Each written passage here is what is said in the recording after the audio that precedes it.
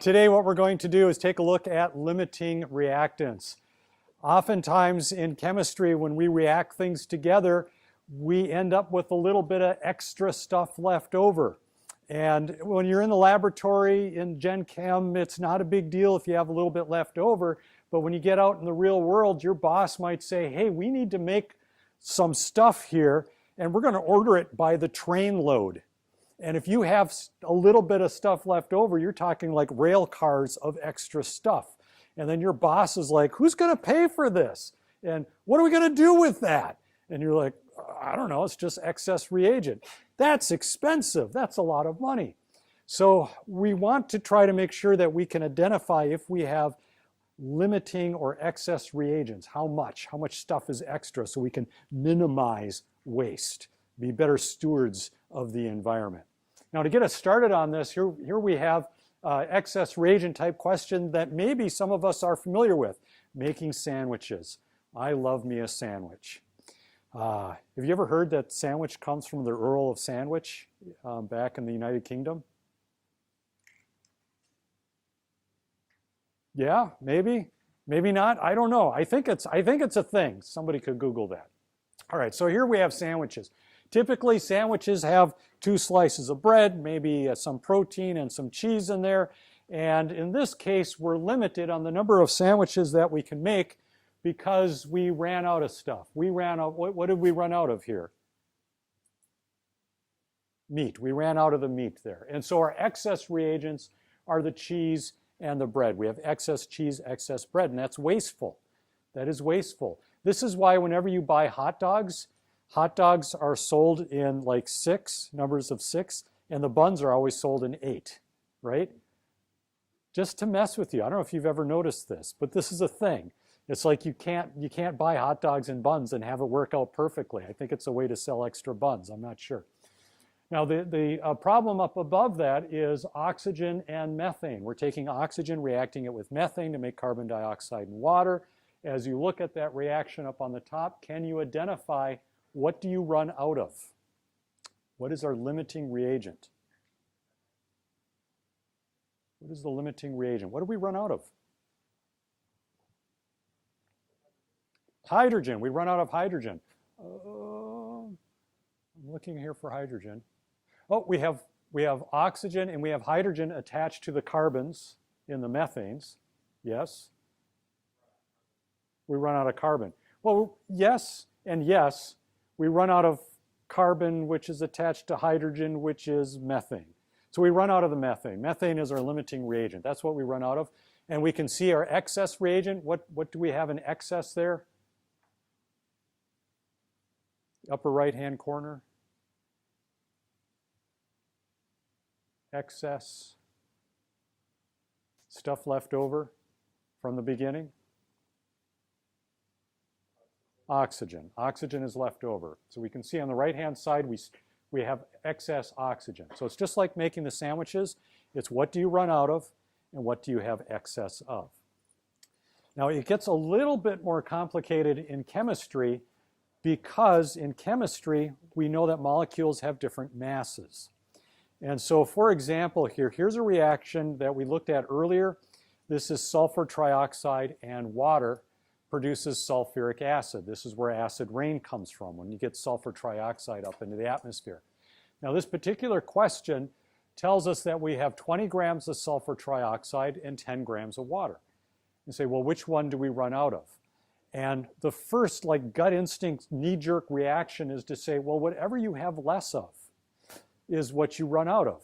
It's kind of like making sandwiches. Whatever you have less of, that must be what you run out of, except for the fact that sulfur trioxide and water have different masses. And so we can't just look at the mass. What we need to do is look at the moles. So in this example here, we would convert the sulfur trioxide and water into moles. And we would see that we have more moles of water than we have of the sulfur trioxide. And if we look at the equation, the stoichiometry is 1 to 1 to 1. It's 1 sulfur trioxide to 1 water to 1 sulfuric acid. So that means then our excess reagent is whatever we have the most moles of, that's water. And our Our limit reagent is the sulfur trioxide, which is actually against what we would see with the grams. We have fewer grams of water, but that's our excess reagent. Okay. So we're going to take a look at one of my personal favorite chemical reactions, and this one is so famous it actually has a name for it. So this is a reaction here. It's nitrogen plus hydrogen gives us ammonia. This is called the Haber or the Haber reaction. It's named after Fritz Haber, who figured out an economical way to do this. This is a very difficult process to do, although it looks kind of simple. You're like, well, it's just nitrogen and hydrogen. How hard can that be? Okay. So on this, the Haber equation, this is taking nitrogen and hydrogen to produce ammonia, and it's not a one-to-one.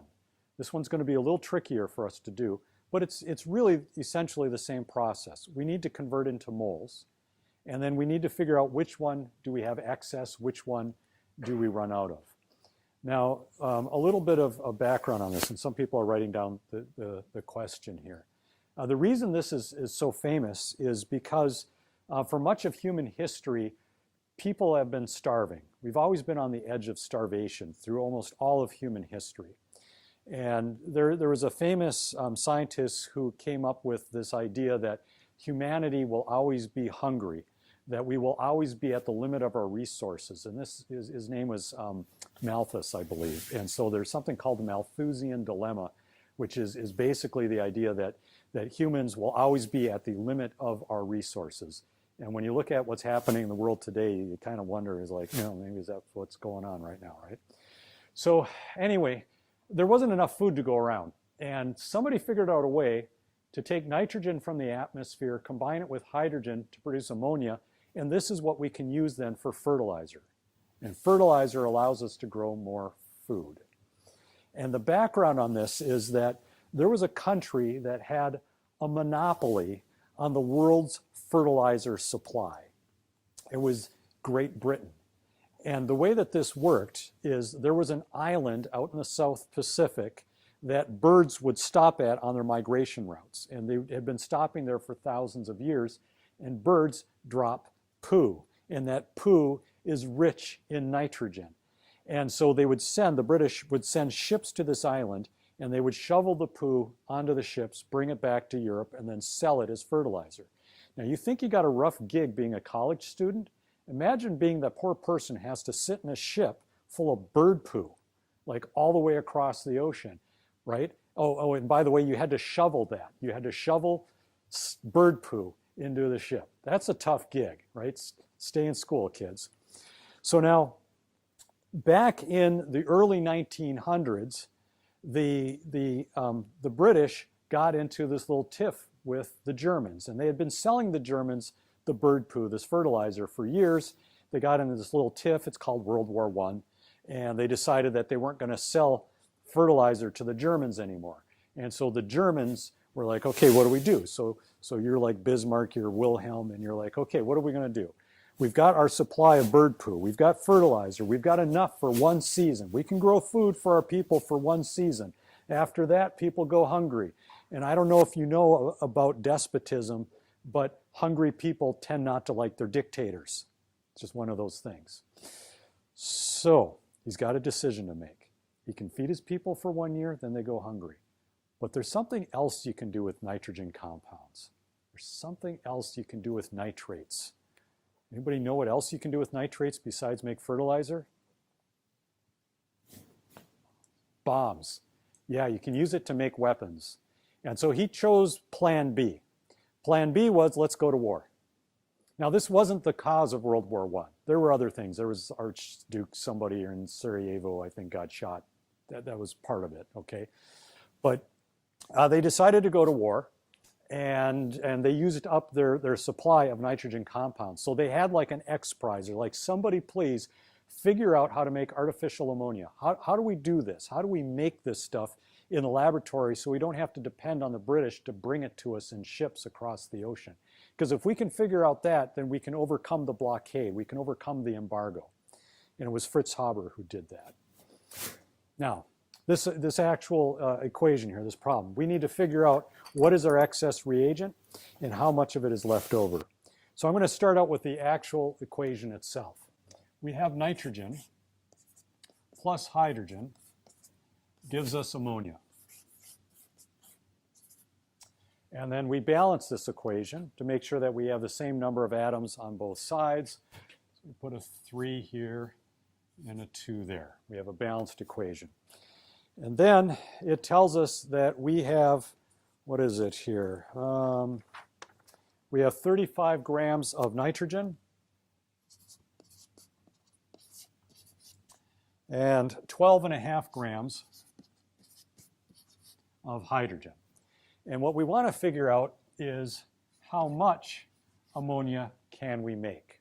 Because we're going to run out of one of these first, and whichever one we don't run out of will be our excess. So the way that we do this is we need to convert this into moles.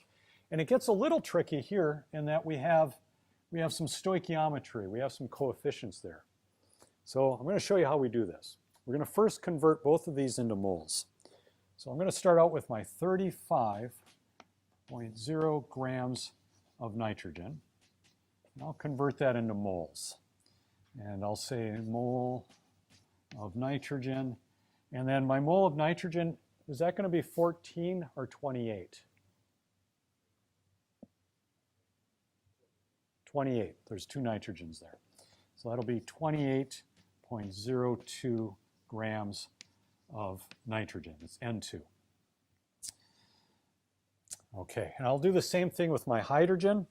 I've got 12.5 grams of hydrogen gas, and hydrogen gas is 1.008, so if we have 2 of those, that's about 2.016 grams of hydrogen per mole of hydrogen.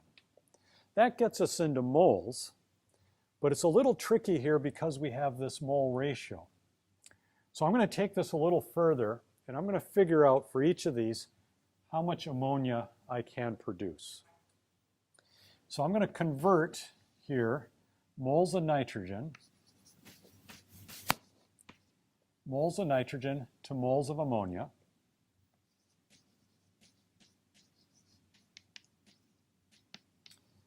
And then moles of ammonia into grams. And so that's just a nitrogen and 3 hydrogens.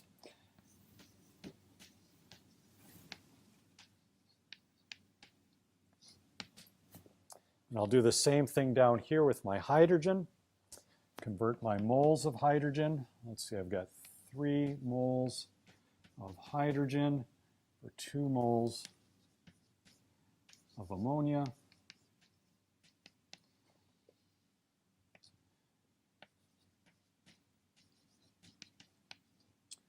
And 17.03 grams. Okay. And then I can do the math. And when I do the math, I get 2 different numbers here. For this top one here, I have 45.54 grams. And for the bottom one, I have 70.40 grams. So it's 2 different numbers. And that's, the top one here is using up all the nitrogen. The bottom one is using up all of the hydrogen. Now the reason I do this, why I do both of these, is because whichever one gives us the smallest amount, that is our limiting reagent. And so we would say here now that nitrogen, because we use up all the nitrogen, it gives us the least amount of product. Our nitrogen here becomes our limiting reagent.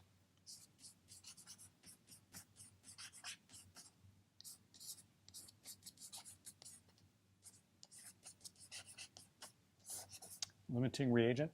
And hydrogen becomes our excess reagent.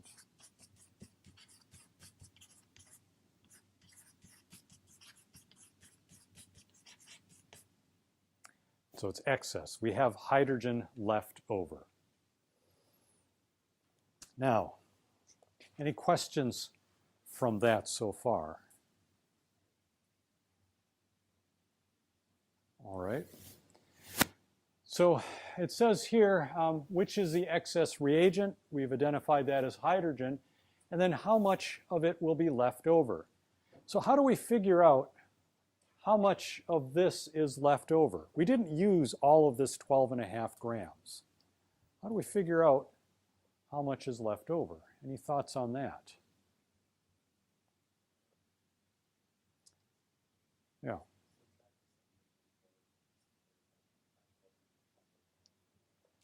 Okay, say that again. Subtract.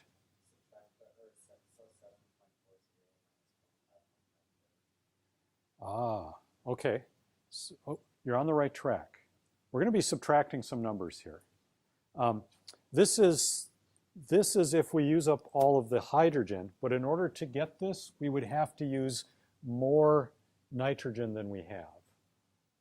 So this number, we're not going to use this one, but you are correct. You're on the right track. We need to subtract something. I like the way you're thinking.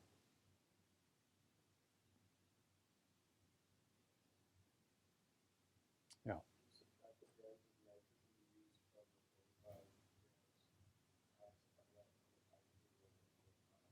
Okay, so do we take the mass of the nitrogen and subtract it from here to get it?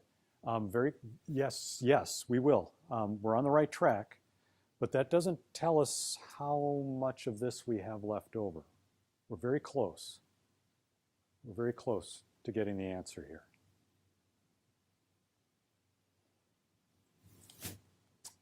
All right, let me throw this at you. We cannot create or destroy matter. So this stuff here, when we add it together, has to be equal to what we have here. What we have here in the beginning will end up producing this much plus excess hydrogen. So if we take these two and add them together and then subtract this, which I think is along the lines of where you were going here with this, that should give us the difference, right? Because we've got 45 grams of this plus excess hydrogen. So let's take these two and add them together.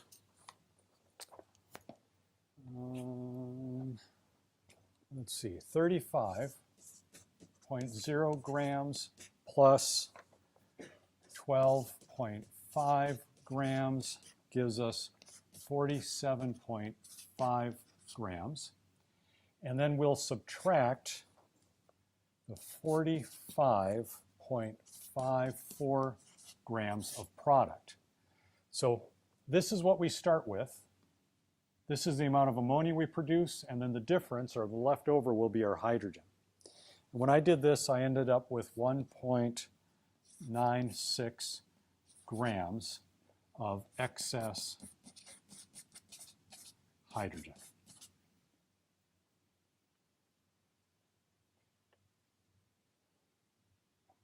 I like the way you were thinking. I liked the direction you were going on that.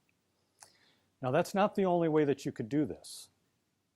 The other way that you could do this would be to take this 45.54 grams. So I'm just going to put that number right here.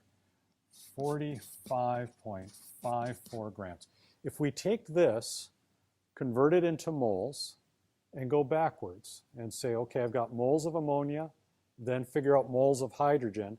And once I have moles of hydrogen, convert it to grams, subtract it from here, and that should also give us this answer. So there's more than one way to do this. There's more than one possible way. Any questions on that?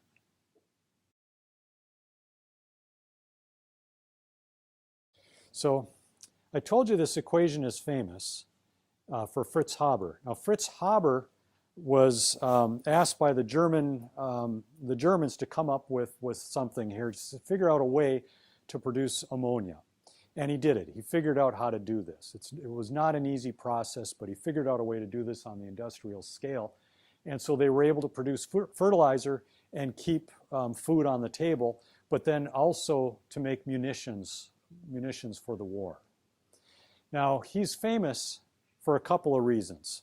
He got a Nobel Prize for this because this was a way to feed the world.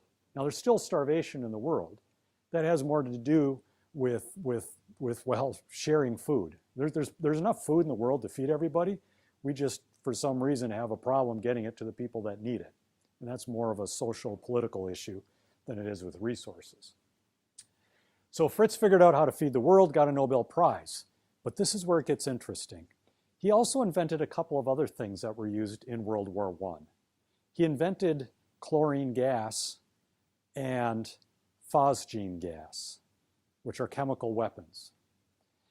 And his attitude at the time was, my country's at war. It shouldn't make any difference whether you put a bullet in somebody's head or you use a weapon of mass destruction. They're both dead. And I'm trying to do what's best for my country. But not everybody sees it that way. Now, I bring up Clara here. Clara was married to Fritz, or Fritz was married to Clara. You can see that she died in 1915. She died quite a bit younger than he did. Now, the story on this is that in World War I, he had come up with this phosgene gas and chlorine gas. They were going to test it out on the Russians on the Eastern Front. And Clara came up to Fritz and said, don't do it. Don't go to the Eastern Front. Don't test these weapons of mass destruction. History will judge you very poorly. And there are differing accounts on what happened next. Some people say that she grabbed his service pistol and threatened to kill herself if he left to go use these weapons. Some people say she was shot. Either way, she died at that moment in 1915.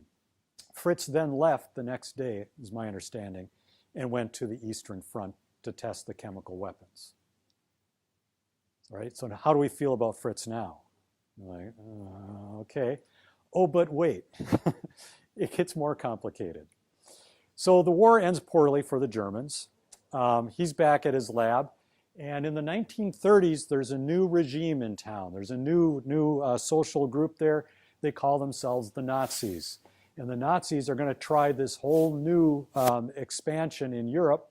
And they go back to some of the old actors and say, hey, Fritz, you know, you did something for the motherland last time that was, kind of effective. Could you whip something up this time for us? We're thinking about starting a new war. What can you do for us?